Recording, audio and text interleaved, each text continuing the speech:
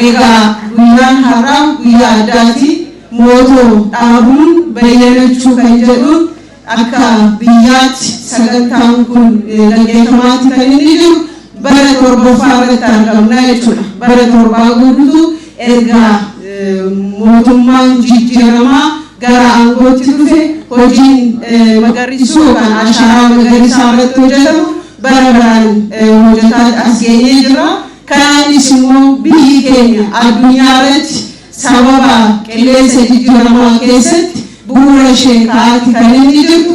Kanaanis immoo magaalli keenyas kutaa magaalaa keenyas waan muummicha ministeera keenya jalqabe san bu'uura godhannee hawaasa keenya sadarkaa kanaan baasee hojii guddaa hojjetaatti kan inni jiru. Akka kutaa magaalaa keenyattis sagantaa kanaan biqiltuu miiliyoona tokko tuqaa sadii dhaabuudhaaf karoorfannee asitti argamna. Akka magaalaattis biqiltuuwwan gosa garaagaraa kan muduraa, kan bosonaa akkasumas immoo kan miidhaginaa naannoo 23,177 guyyaa har'aa sagantaa kanarratti kan dhaabu ta'a jechuudha.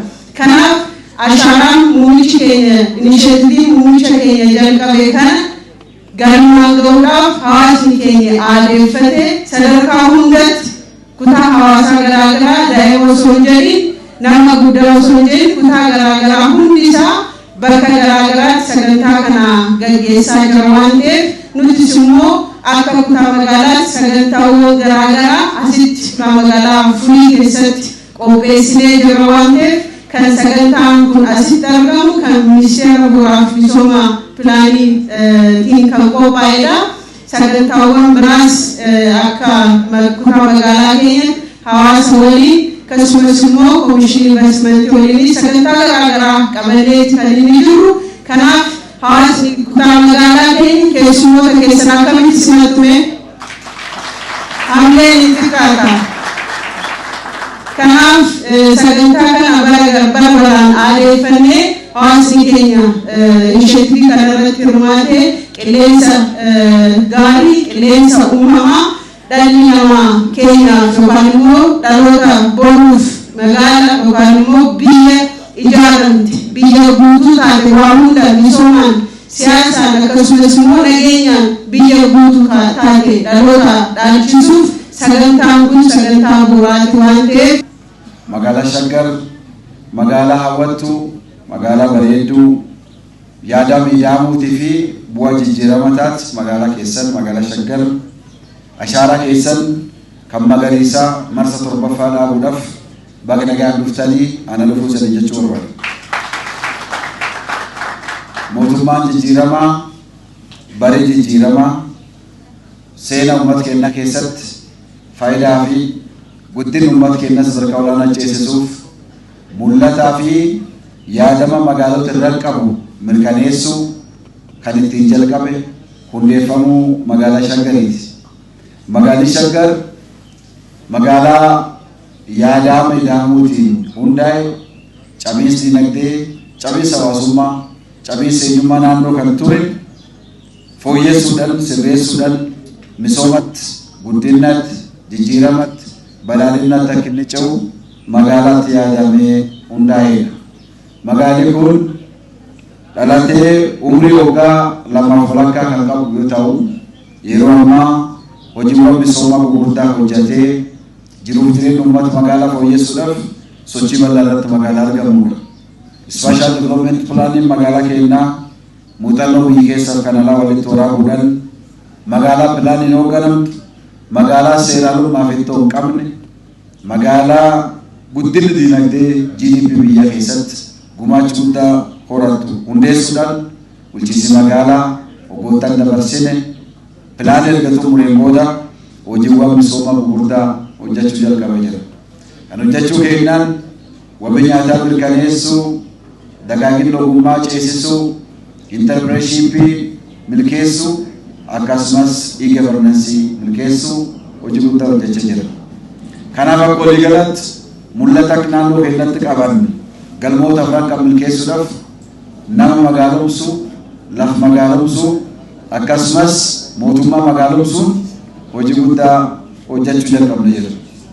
kan godhuu kennan jijjiiramoota mul'atan kan eenyullee haala hin dandeenye hojii guddaan hojjetamee jira.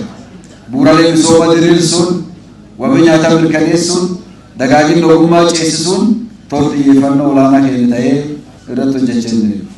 Gama biraatiin wabii nyaataa mirkaneessuudhaaf magaalaa Bosonuuti. Magaalaa Bosonuu keessatti argamtu yookaan City in the Garden kan jedhu milkeessuudhaaf waggoottan dabarsine kana baay'ee biqilaa hedduu dhaabuudhaan qilleensi magaalaa keenyaa hawwataa akka inni ta'u wabii nyaataa mirkaneessuu keessatti biyyoo gabbataa akka argan yaalii guddaan godhamee jira. Guyyaa har'aa qofa biqiltuu miliyoona 2.8 akka magaalaa Shaggariitti lafa hektaara 1,114 irratti hawaasa 500 ol ganamaan ba'ee kutaalee magaalaa 12 aanaalee 36 qabnu hunda keessatti guyyaa har'aa ashaaraan biqiltuu magariisaa dhaabuudhaan dandamachuu jedhu muummee ministeeraa keenya kan labsan hojjetamaa jira. Kanaaf baga gammaddanii baga gammannee baga abbaa seenaa qaama ashaaraa kana taanee sanii jecha biqiltuu akkuma dhaabnu biqiltuu kunuunsuun aadaa biqiltuu dhaabuu amma dagaagee sadarkaa kanaan bakana sadarkaa olaanaa ceesisuudhaan kunuunsuudhaan jabeessuudhaan akka cimsinu waamicha dabarsaa. Rammaa Gashaan jedhama, hojii gaggeessaa kutaa magaalaa Furiiti. Galatooma akka kutaa magaalaa keenyaatti bara kana biqiltuu 235 dhaabnee karoorfanne akkuma ganamaan agartan ganama sa'aatii 12 irraa ka'ee barraaqa irraa ka'ee uummanni keenya asitti bahee karaa gaarii ta'eetiin biqiltuu dhaabaati kan turre. Kanaaf uummanni nama 28,000 kan hirmaachisee fi iddoowwan garaagaraa iddoo 4tti biqiltuun magariisaa dhaabbachaa kan oli ta'uusaa kaasuun barbaada. Akkuma beekamu ashaaraan magariisaa bara kana akka guutuu biyyaatti guyyaa har'aa dhaabbachaatti kan jiru. Akka kutaa magaalaa keenyaattis biqiltuu miidhaginaa 200 ol dhaabaati kan jirru. Keessumaa bara erga Shaggar hundeeffameeti magaalaa Shaggar magaalaa ismaartii taate uumuudhaaf hojjetamaati kan jiru. Magaalaa ismaartii taate keessatti immoo magaalaa giriin taate magaalaa baay'ee miidhagduu fi hawwatuu taate kan jireenyaaf mijatuu taate uumuu fi kan hojjetamaa jiru. Kanaaf isuma bu'uura godhachuudhaan kutaa magaalaa keenya keessatti bara kana biqiltuu miidhaginaa roadside greenery iddoo lamatti kan hojjechaa jirru. Keessumaatii daandii Hacaaluu irratti marfata Hacaaluu amma Masqalanyaatti daandii kiiloomeetira 3 ta'u giriiniidhaan kan uffifamee jiruu fi bara kana biqiltuun gosoota miidhaginaa kan irratti dhaabbatedha. Akkasumas misooma koriidarii kan hojjechaa jirrus biqiltuu hedduudha kan achi keessattis dhaabaa jirru. Kana malee keessas roadside greenery iddoo adda addaatitti biqiltuun akkasumas jireenya hawaasa keessattis manneen dhuunfaa keessattis biqiltuun miidhaginaaf ta'u 200 ol dhaabbachaati kan jiru. Guyyaa har'aa kanatti iddoo garaagaraatitti sa'aatii kana qofa otoo hin ta'in sa'aatii 4 kan biqiltuu miidhaginaa dhaabbachaa jiru. Iddoo kanatti kun jamoo 2 keessatti kan ammatti argamnu mana barumsaa Abbichuu keessatti iddoon biraa naannoo daandii Hacaaluu Hujaan jala akkasuma naannoo zoonii 12 keessattis biqiltuu miidhaginaa dhaabbachaa kan jiru ta'uu isaati. Kana malee biqiltuun bosonaa aanaa Gadaa Faajii keessatti uummata hedduu kan hirmaachise uummata kanarra caalu amma kan asitti agarreen dachaadhama 3 kan ta'u achitti illee argamanii biqiltuu dhaabaa kan jiran ta'uusaa kaasuun barbaada. Dhugaa dubbachuuf taanaan akkuma duratti kaasuuf yaale ganama sa'aatii 11 walakkaatti uummanni keenya kan ka'e sa'aatii 11 kaasee hamma ammaatitti uummanni biqiltuu dhaabaati kan jiru. Amma kan asii erga xumuramee booda illee iddoo biraatti muuf ta'ee guyyaa guutuu dhaabaati kan oolu.